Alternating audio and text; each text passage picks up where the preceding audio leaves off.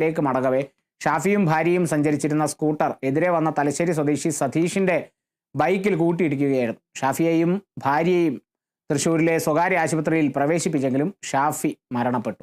അപകടത്തിൽപ്പെട്ട രണ്ടാമത്തെ ബൈക്കിലെ യാത്രികനായ Satheesh Thrissur medical college ആശുപത്രിയിൽ ചികിത്സയിലാണ്.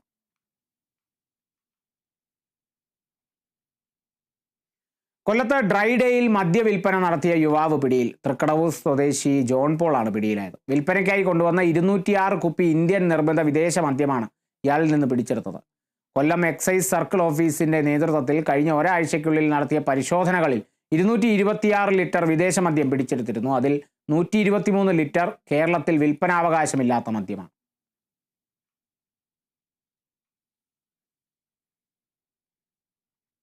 ആലപ്പുഴ തോട്ടപ്പള്ളിയിൽ ഡ്രൈഡേയിൽ അനധികൃത വിൽപ്പനയ്ക്ക് സൂക്ഷിച്ചിരുന്ന മദ്യം പിടികൂടി. 1/2 ലിറ്റർ വീതമുള്ള 103 കുപ്പി വിദേശ മദ്യമാണ് പിടികൂടിയത്. മദ്യവിൽപ്പന നടത്തിയ തോട്ടപ്പള്ളി സ്വദേശി ശിവജി എന്നയാളെ ആലപ്പുഴ റേഞ്ച് എക്സൈസ് സംഘം പിടികൂടി. ബെവറേജസ് ഔട്ട്ലെറ്റിൽ നിന്ന് വാങ്ങി സൂക്ഷിക്കുകയായിരുന്ന മദ്യം ഡ്രൈഡേയിൽ കൂടിയ വിലയ്ക്ക് ആവശ്യക്കാർക്ക് വിൽക്കുകയായിരുന്നു.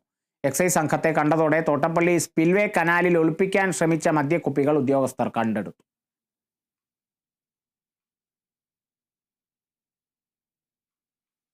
മലപ്പുറം മൂത്തേടം സ്കൂൾ പടി കേന്ദ്രീകരിച്ച് മയക്കുമരുന്ന് വിൽപ്പന